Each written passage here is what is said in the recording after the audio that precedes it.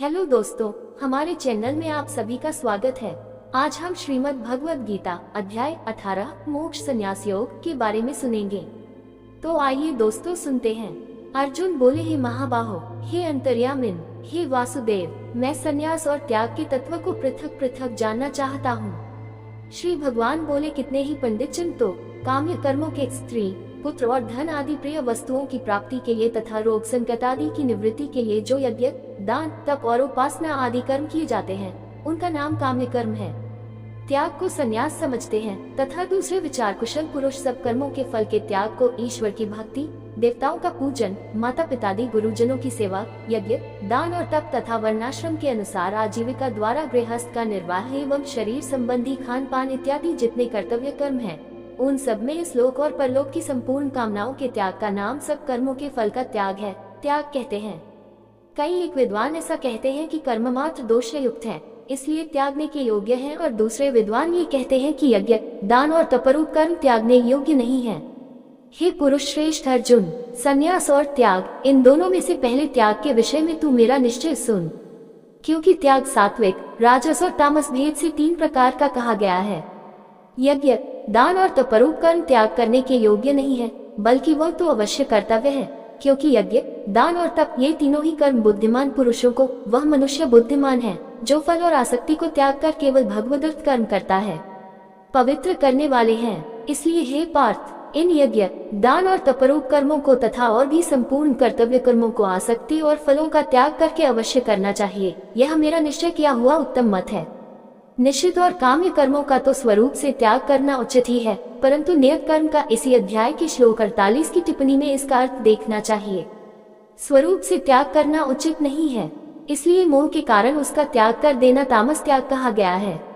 जो कुछ कर्म है वह सब दुख रूप ही है, ऐसा समझकर यदि कोई शारीरिक क्लेश के भय से कर्तव्य कर्मों का त्याग कर दे तो वह ऐसा राजस त्याग करके त्याग के फल को किसी प्रकार भी नहीं पाता। हे अर्जुन, जो शास्त्र विहित कर्म करना कर्तव्य है, इसी भाव से आसक्ति और फल का त्याग करके किया जाता है, वही सात्विक त्याग माना गया है। जो मनुष्य अकुशल कर्म से तो द्वेष नहीं करता और कुशल कर्म में आसक्त नहीं होता, वह शुद्ध सत्वगुण से युक्त पुरुष संशय रहित, बुद्धिमान और सच्चा त्यागी है। क्योंकि शरीरधारी किसी भी मनुष्य द्वारा संपूर्णता से सब कर्मों का त्याग किया जाना शक्य नहीं है, इसलिए जो कर्मफल त्यागी है वही त्यागी है, ये कहा जाता है। कर्मफल का त्याग न करने वाले मनुष्यों के कर्मों का तो अच्छा, बुरा और मिला हुआ ऐसे 3 प्रकार का फल मरने के पश्चात अवश्य होता है, किंतु कर्मफल का त्याग कर देने वाले मनुष्यों के कर्मों का फल किसी काल में भी नहीं होता।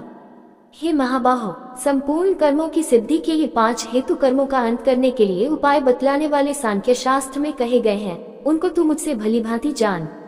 इस विषय में अर्थात कर्मों की सिद्धि में अधिष्ठान, जिसके आश्रय कर्म किए जाएं, उसका नाम अधिष्ठान है, और कर्ता तथा भिन्न भिन्न प्रकार के करण, जिन जिन इंद्रियादिकों और साधनों द्वारा कर्म किए जाते हैं, उनका नाम करण है, एवं नाना प्रकार की अलग अलग चेष्टाएं, और वैसे ही 5वां हेतु दैव पूर्वकृत शुभाशुभ कर्मों के संस्कारों का नाम दैव है। मनुष्य मन, वाणी और शरीर से शास्त्रानुकूल अथवा विपरीत जो कुछ भी कर्म करता है, उसके ये 5 कारण हैं। परंतु ऐसा होने पर भी जो मनुष्य अशुद्ध बुद्धि, सत्संग और शास्त्र के अभ्यास से तथा भगवदर्थ कर्म और उपासना के करने से मनुष्य की बुद्धि शुद्ध होती है, इसलिए जो उपर्युक्त साधनों से रहित है उसकी बुद्धि अशुद्ध है, ऐसा समझना चाहिए।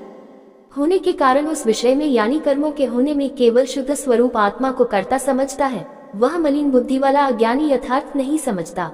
जिस पुरुष के अंतःकरण में मैं करता हूँ ऐसा भाव नहीं है तथा जिसकी बुद्धि सांसारिक पदार्थों में और कर्मों में लिपायमान नहीं होती, वह पुरुष इन सब लोगों को मारकर भी वास्तव में न तो मरता है और न पाप से बचता है।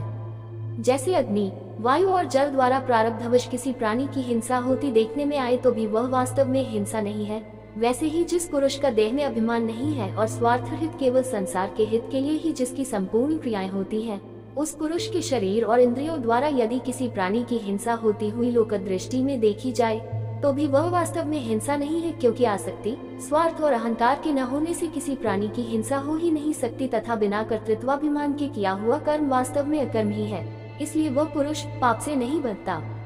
ज्ञाता, जानने वाले का नाम ज्ञाता है, ज्ञान जिसके द्वारा जाना जाए उसका नाम ज्ञान है, और ज्ञेय जानने में आने वाली वस्तु का नाम ज्ञेय है। ये तीनों प्रकार की कर्म प्रेरणा है, और कर्ता, कर्म करने वाले का नाम कर्ता है। करण, जिन साधनों से कर्म किया जाए उनका नाम करण है तथा क्रिया करने का नाम क्रिया है। ये तीनों प्रकार का कर्म संग्रह है। गुणों की संख्या करने वाले शास्त्र में ज्ञान और कर्म तथा कर्ता गुणों के भेद से तीन तीन प्रकार के ही कहे गए हैं। उनको भी तू मुझसे भली भांति सुन।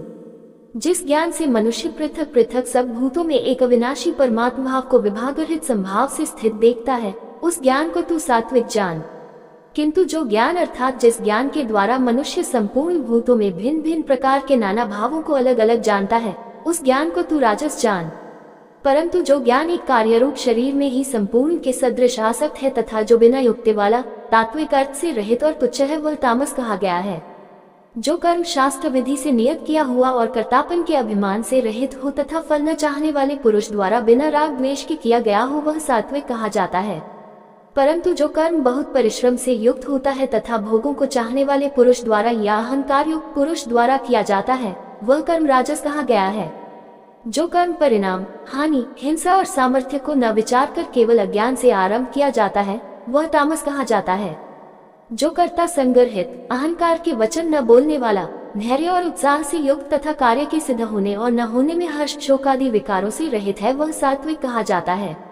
जो कर्ता आसक्ति से युक्त कर्मों के फल को चाहने वाला और लोभी है तथा दूसरों को कष्ट देने के स्वभाव वाला, अशुद्धाचारी और हर्ष शोक से लिप्त है, वह राजस कहा गया है। जो कर्ता युक्त, शिक्षा से रहित, घमंडी, धूर्त और दूसरों की जीविका का नाश करने वाला तथा शोक करने वाला, आलसी और दीर्घसूत्री उसको कहा जाता है कि जो थोड़े काल में होने लायक साधारण कार्य को भी फिर कर लेंगे, ऐसी आशा से बहुत काल तक नहीं पूरा करता है, वह तामस कहा जाता है। हे धनंजय, अब तू बुद्धि का और धृति का भी गुणों के अनुसार तीन प्रकार का भेद मेरे द्वारा संपूर्णता से विभाग पूर्वक कहा जाने वाला सुन।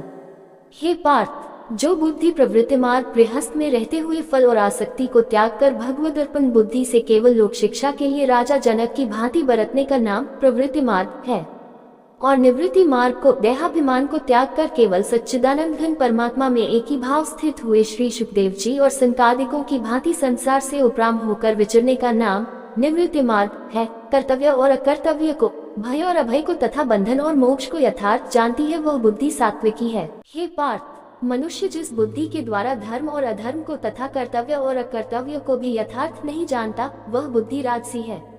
हे अर्जुन, जो तमोगुण से घिरी हुई बुद्धि अधर्म को भी ये धर्म है ऐसा मान लेती है तथा इसी प्रकार अन्य संपूर्ण पदार्थों को भी विपरीत मान लेती है, वह बुद्धि तामसी है।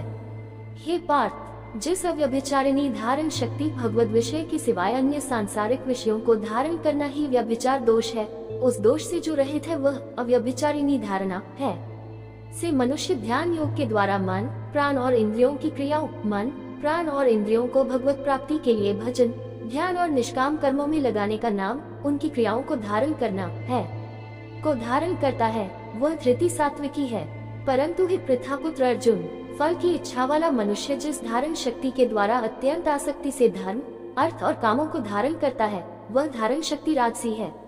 हे पार्थ, दुष्ट बुद्धि वाला मनुष्य जिस धारण शक्ति के द्वारा निद्रा, भय, चिंता और दुख को तथा उन्मत्तता को भी नहीं छोड़ता अर्थात धारण किए रहता है, वह धारण शक्ति तामसी है। हे भरत श्रेष्ठ, अब तीन प्रकार के सुख को भी तू मुझसे सुन। जिस सुख में साधक मनुष्य भजन, ध्यान और सेवादि के अभ्यास से रमण करता है और जिससे दुखों के अंत को प्राप्त हो जाता है, जो ऐसा सुख है वह आरंभ काल में यद्यपि विष के तुल्य प्रतीत, जैसे खेल में आसक्ति वाले बालक को विद्या का अभ्यास मूलता के कारण प्रथम विष के तुल्य भासता है, वैसे ही विषयों में आसक्ति वाले पुरुष को भगवत भजन, ध्यान, सेवा आदि साधनाओं का अभ्यास मन न जानने के कारण प्रथम विष के तुल्य प्रतीत होता है, परंतु परिणाम में अमृत के तुल्य है। इसलिए वह परमात्म विषय बुद्धि के प्रसाद से उत्पन्न होने वाला सुख सात्विक कहा गया है। जो सुख विषय और इंद्रियों के संयोग से होता है, वह पहले भोग काल में अमृत के तुल्य प्रतीत होने पर भी परिणाम में विष के तुल्य बल, वीर्य, बुद्धि, धन, उत्साह और परलोक का नाश होने से विषय और इंद्रियों के संयोग से होने वाले सुख को परिणाम में विष के तुल्य कहा है, इसलिए वह सुख राजस कहा गया है। जो सुख भोग काल में तथा परिणाम में भी आत्मा को मोहित करने वाला है, वह निद्रा, आलस्य और प्रमाद से उत्पन्न सुख तामस कहा गया है। पृथ्वी में या आकाश में अथवा देवताओं में तथा इनके सिवा और कहीं भी ऐसा कोई भी सत्व नहीं है जो प्रकृति से उत्पन्न इन तीनों गुणों से रहित हो। हे परंतप, ब्राह्मण, क्षत्रिय और वैश्यों के तथा शूद्रों के कर्म स्वभाव से उत्पन्न गुणों द्वारा विभक्त किए गए हैं।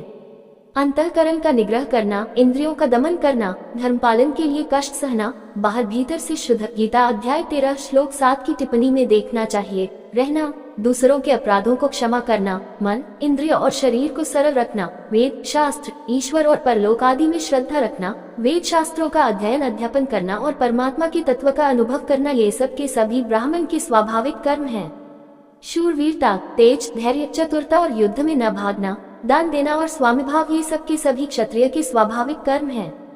खेती, गोपालन और क्रय विक्रय रूप सत्य व्यवहार, वस्तुओं के खरीदने और बेचने में तौल, नाप और गिनती आदि से कम देना अथवा अधिक लेना एवं वस्तु को बदलकर या एक वस्तु में दूसरी या खराब वस्तु मिलाकर दे देना अथवा अच्छी ले लेना तथा नफा, आढ़त और दलाली ठहराकर उससे अधिक दाम लेना या कम देना तथा झूठ, कपट, चोरी और जबरदस्ती से अथवा अन्य किसी प्रकार से दूसरों के हक को ग्रहण कर लेना इत्यादि दोषों से रहित जो सत्यता पूर्वक पवित्र वस्तुओं का व्यापार है, उसका नाम सत्य व्यवहार है। ये वैश्य के स्वाभाविक कर्म है तथा सब वर्णों की सेवा करना शूद्र का भी स्वाभाविक कर्म है। अपने अपने स्वाभाविक कर्मों में तत्परता से लगा हुआ मनुष्य भगवत प्राप्ति रूप परम सिद्धि को प्राप्त हो जाता है। अपने स्वाभाविक कर्म में लगा हुआ मनुष्य जिस प्रकार से कर्म करके परम सिद्धि को प्राप्त होता है, उस विधि को तू सुन।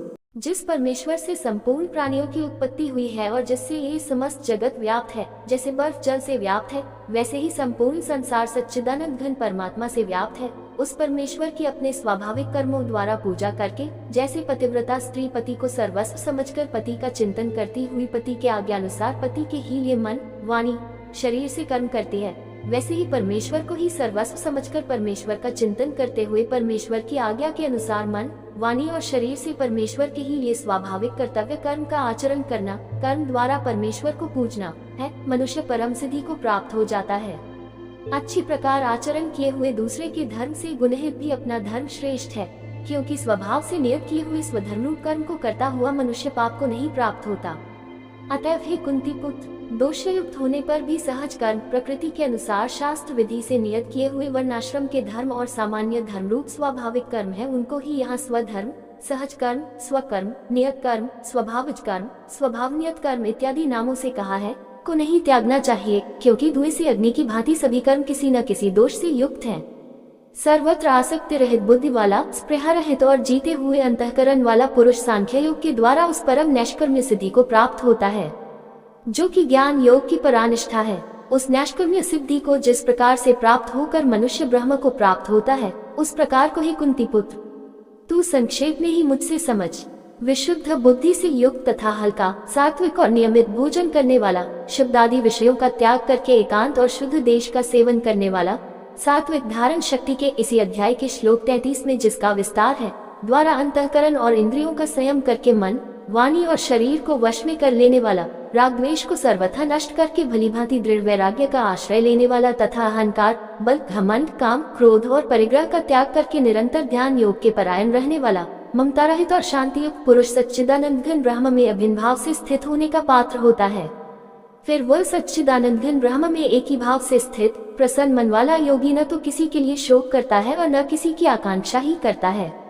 ऐसा समस्त प्राणियों में संभाव वाला गीता अध्याय 6 श्लोक 29 में देखना चाहिए। योगी मेरी पराभक्ति को, जो तत्व ज्ञान की पराकाष्ठा है तथा जिसको प्राप्त होकर और कुछ जानना बाकी नहीं रहता, वही यहाँ पराभक्ति, ज्ञान की परानिष्ठा, परम नैष्कर्म्य सिद्धि और परम सिद्धि इत्यादि नामों से कही गई है, प्राप्त हो जाता है। उस पराभक्ति के द्वारा वह मुझ परमात्मा को, मैं जो हूँ और जितना हूँ, ठीक वैसा का वैसा तत्व से जान लेता है तथा उस भक्ति से मुझको तत्व से जानकर तत्काल ही मुझ में प्रविष्ट हो जाता है। मेरे परायण हुआ कर्मयोगी तो संपूर्ण कर्मों को सदा करता हुआ भी मेरी कृपा से सनातन अविनाशी परमपद को प्राप्त हो जाता है। सब कर्मों को मन से मुझ में अर्पण करके गीता अध्याय 9 श्लोक 27 में जिसकी विधि कही है, तथा संबुद्धि रूप योग को अवलंबन करके मेरे परायण और निरंतर मुझ में चित्तवाला हो। उपर्युक्त प्रकार से मुझ में चित्तवाला होकर तू मेरी कृपा से समस्त संकटों को अनायास ही पार कर जाएगा, और यदि अहंकार के कारण मेरे वचनों को न सुनेगा तो नष्ट हो जाएगा, अर्थात परमार्थ से भ्रष्ट हो जाएगा। जो तू अहंकार का आश्रय लेकर यह मान रहा है कि मैं युद्ध नहीं करूंगा, तो तेरा यह निश्चय मिथ्या है, क्योंकि तेरा स्वभाव तुझे जबरदस्ती युद्ध में लगा देगा। हे कुंती पुत्र, जिस कर्म को तू मोह के कारण करना नहीं चाहता, उसको भी अपने पूर्वकृत स्वाभाविक कर्म से बंधा हुआ परवश होकर करेगा। हे अर्जुन, शरीर रूप यंत्र में आरूढ़ हुए संपूर्ण प्राणियों को अंतर्यामी परमेश्वर अपनी माया से उनके कर्मों के अनुसार भ्रमण कराता हुआ सब प्राणियों के हृदय में स्थित है। हे भारत, तू सब प्रकार से उस परमेश्वर की ही शरण में लज्जा, भय, मान, बड़ाई और आसक्ति को त्याग कर एवं शरीर और संसार में अहंता, ममता से रहित होकर एक परमात्मा को ही परम आश्रय, परम गति और सर्वस्व समझना तथा अनन्य भाव से अतिशय श्रद्धा, भक्ति और प्रेम पूर्वक निरंतर भगवान के नाम, गुण, प्रभाव और स्वरूप का चिंतन करते रहना एवं भगवान का भजन स्मरण करते हुए ही उनके आज्ञा अनुसार कर्तव्य कर्मों का निस्वार्थ भाव से केवल परमेश्वर के लिए आचरण करना, यह सब प्रकार से परमात्मा के ही शरण होना है। जा, उस परमात्मा की कृपा से ही तू परम शांति को तथा सनातन परमधाम को प्राप्त होगा। इस प्रकार यह गोपनीय से भी अति गोपनीय ज्ञान मैंने तुमसे कह दिया। अब तू इस रहस्ययुक्त ज्ञान को पूर्णतया भली भांति विचार कर, जैसे चाहता है वैसे ही कर। संपूर्ण गोपनीयों से अति गोपनीय मेरे परम रहस्ययुक्त वचन को तू फिर भी सुन। तू मेरा अतिशय प्रिय है, इससे ये परम हितकारक वचन मैं तुझसे कहूँगा। हे अर्जुन, तू मुझ में मन वाला हो, मेरा भक्त बन, मेरा पूजन करने वाला हो और मुझको प्रणाम कर। ऐसा करने से तू मुझे ही प्राप्त होगा, यह मैं तुझसे सत्य प्रतिज्ञा करता हूँ, क्योंकि तू मेरा अत्यंत प्रिय है। संपूर्ण धर्मों को अर्थात संपूर्ण कर्तव्य कर्मों को मुझ में त्याग कर तू केवल एक मुझ सर्वशक्तिमान सर्वाधार परमेश्वर की ही शरण, इसी अध्याय के श्लोक 62 की टिप्पणी में शरण का भाव देखना चाहिए। मैं आ जा, मैं तुझे संपूर्ण पापों से मुक्त कर दूंगा, तू शोक मत कर। तुझे ये गीत रूप रहस्यमय उपदेश किसी भी काल में न तो तपरहित मनुष्य से कहना चाहिए, न भक्ति, वेद, शास्त्र और परमेश्वर तथा महात्मा और गुरुजनों में श्रद्धा, प्रेम और पूज्य भाव का नाम भक्ति है रहित से, और न बिना सुनने की इच्छा वाले से ही कहना चाहिए, तथा जो मुझ में दोष दृष्टि रखता है उससे तो कभी भी नहीं कहना चाहिए।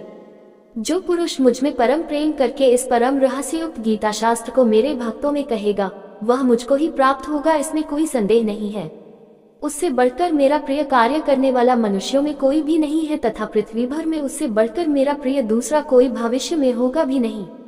जो पुरुष इस धर्म में हम दोनों के संवाद रूप गीता शास्त्र को पढ़ेगा, उसके द्वारा भी मैं ज्ञानयज्ञ गीता अध्याय 4 श्लोक 33 का अर्थ देखना चाहिए से पूजित होऊंगा, ऐसा मेरा मत है। जो मनुष्य श्रद्धायुक्त और दोष दृष्टि से रहित होकर इस गीता शास्त्र का श्रवण भी करेगा, वह भी पापों से मुक्त होकर उत्तम कर्म करने वालों के श्रेष्ठ लोकों को प्राप्त होगा। हे पार्थ, क्या इस गीता शास्त्र को तूने एकाग्रचित से श्रवण किया? और हे धनंजय, क्या तेरा अज्ञान जनित मोह नष्ट हो गया? अर्जुन बोले, हे अच्युत, आपकी कृपा से मेरा मोह नष्ट हो गया और मैंने स्मृति प्राप्त कर ली है। अब मैं संशय रहित होकर स्थिर हूँ, अतः आपकी आज्ञा का पालन करूंगा।